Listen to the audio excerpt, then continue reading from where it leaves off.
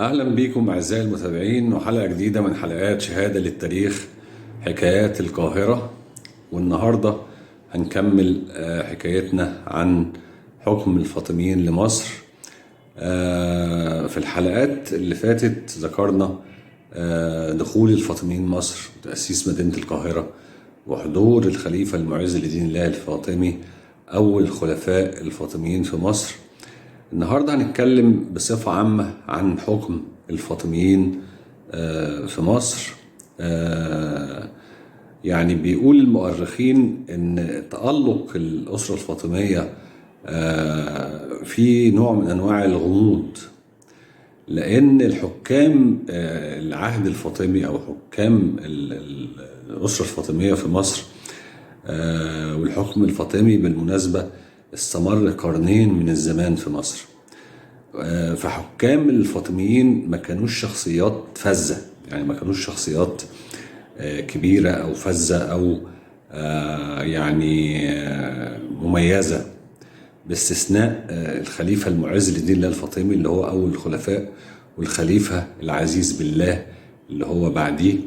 بعد كده بقى من 11 حاكم تقريبا حكموا مصر من الأسرة الفاطمية، كان فيهم مثلا 7 أطفال، يعني 7 صغار في السن خالص، و4 منهم أطفال يعتبروا أطفال يعني.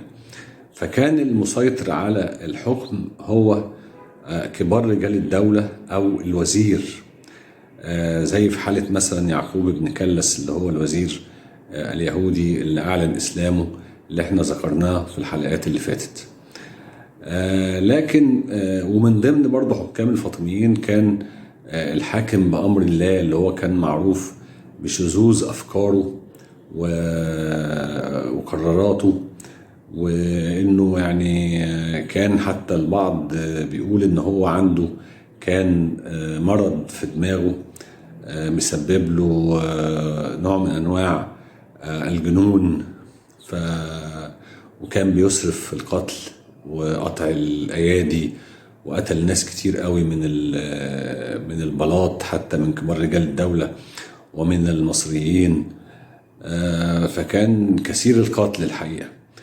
فعشان كده ده سبب الحقيقة يعني ان حكام الفاطميين ما كانوش شخصيات مميزة، ويمكن الشعب المصري كمان يعني ما حبهمش الحقيقة، او ما فيش حد يعني له يعني مكانة عند الشعب المصري. لكن المؤرخين بيرجعوا تألق بقى الأسرة الفاطمية واستمرارها في الحكم قرنين من الزمان، ويعني واستتباب الأمن في الحكم الفاطمي في مصر إلى النظام الإداري المتقن. إن هم كان عندهم نظام إداري متقن جدا، يعني إيه الإدارات وإدارة الدولة وإدارة شؤون الدولة.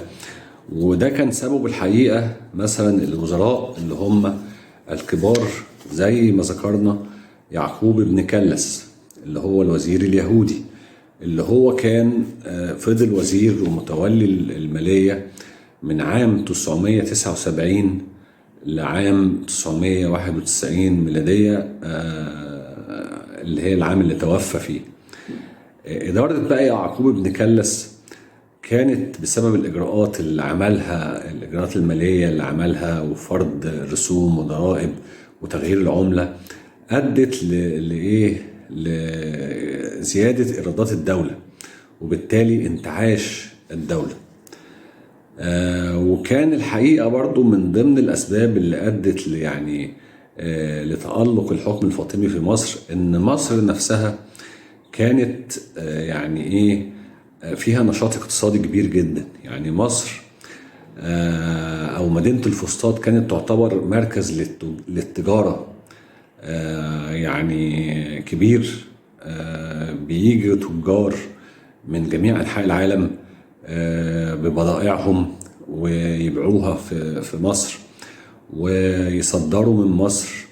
فكان في حركة تجارة كبيرة ونشاط اقتصادي كبير في مصر في الوقت ده، فده برضو ادى قوة للدولة ونفوذ كبير بين الدول. كمان ان الخليفة الحاكم ما كانش بس حاكم وامبراطور، لا كان امام كمان، كان يعني بيعتبر امام للمسلمين، امام اسماعيلي طبعا على المذهب الاسماعيلي.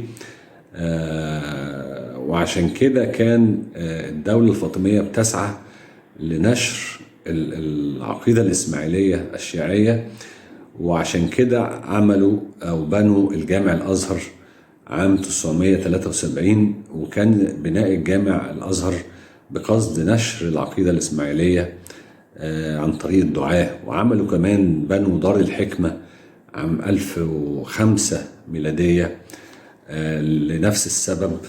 كويس.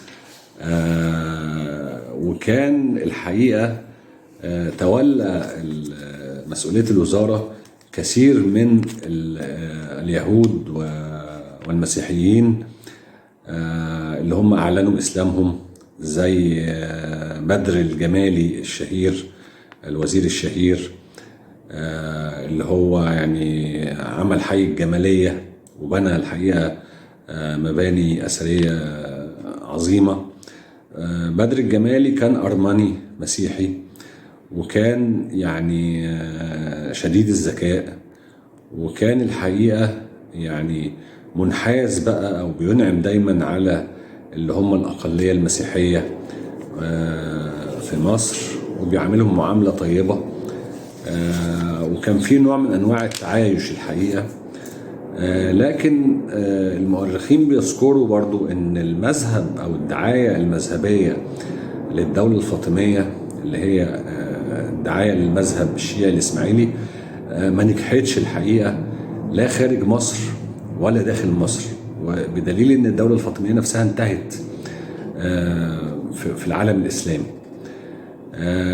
وده سببه ده بالنسبة لمصر بقى داخل مصر، ان كان المصريين السنة مش مقتنعين بالمذهب الشيعي الإسماعيلي، لكنهم كانوا يعني بيروا وجوب الطاعة تحت راية الحاكم، سواء كان الحاكم ده ظالم أو عادل، فهم كانوا يطيعوا الحاكم سواء كان ظالم أو عادل. وكانوا يروا برضو وجوب الصلاة العامة أو الجامعة في المسجد، سواء كان الإمام رجل صالح أو زنديق أو فاسد يعني. وبعد كده المسلم بقى أو المسلمين السنة في الصلوات الأخرى كانوا بيختاروا مثلا إمام أو جامع يكون متوافق معاهم ومع إيمانهم اللي هو السني. وحتى المذهب الشيعي الإسماعيلي غير حتى في صيغة الأذان بالمناسبة، يعني مثلا كان غير الأذان بقى اللي هو السني اللي هو منقول عن الرسول صلى الله عليه وسلم، فكان الأذان يقولوا مثلا حي على خير الدنيا، أشهد أن سيدنا محمد رسول الله. فحتى غيروا في الأذان نفسه، وفي أشياء كثيرة الحقيقة ابتدعوها يعني بخلاف السنة. فكان بيقول المؤرخ الشهير تيبري بيانكس ان كان في مستويين للإسلام في مصر في الوقت ده في أثناء حكم الدولة الفاطمية.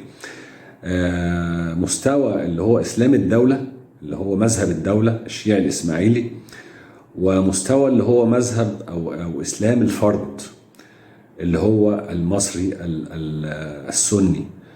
وكانت دي تعتبر مقاومة سلبية من المصريين، يعني مقاومة سلبية يعني إيه؟ يعني هم ما بيعترضوش ولا يعني بيعملوا أي مشاكل، لكنهم كانوا مش مقتنعين بالمذهب ومش بينساقوا وراء الدعاية المذهبية الفاطمية للمذهب الشيعي الإسماعيلي. والمقاومة السلبية دي الحقيقة كانت أحيانا بتظهر في معارضة صريحة لما يتمادى بقى دعاة المذهب الإسماعيلي. ما هو كان الحاكم ليه دعاية بقى على المنابر وبيخطب للحاكم ويعني بينشر المذهب الإسماعيلي الشيعي. فكان لما يتمادى أئمة الحكام الفاطميين في المساجد عن المعقول، يعني يتمادوا بقى في الدعوة للمذهب الإسماعيلي. زي ما حصل مثلا ان بعض الدعاة قال ان الحاكم بأمر الله هو الإله، هو ربنا سبحانه وتعالى. نعوذ بالله يعني ونبرأ إلى الله سبحانه وتعالى من هذا الكلام. فده سبب فتنة كبيرة جدا حصلت في مدينة الفسطاط، واستمرت 3 أيام، وتم حرق حوالي تلت المدينة، وحصلت فوضى وسرقة ونهب بسبب هذا التصريح اللي قاله أحد دعاة المذهب الشيعي الإسماعيلي. وبدأت تزيد المقاومة مع ضعف بقى الحكام الفاطميين، بدأت تزيد المقاومة، وبدأ في حركة في مدينة الإسكندرية تعمل على إنشاء مدارس دينية يعني للمذهب السني، لغاية ما جه بقى صلاح الدين الأيوبي واستطاع أن هو يتولى حكم مصر بعد ما كان وزير لآخر الخلفاء الفاطميين في مصر اللي هو العاضد لدين الله. بعد 2 تقريبا استطاع أن هو يتولى الحكم وقضى على الأسرة الفاطمية تماما عام 1171 ميلادية، وانتهت الدولة الفاطمية في مصر، وانتهى معاها المذهب الشيعي الإسماعيلي. هنا بتنتهي حلقتنا، وهنتابع الحكايات في الحلقات اللي جاية. ما تنسوش تتابعونا عشان تشوفوا حلقاتنا كلها، ونشوفكم على خير دايما بإذن الله.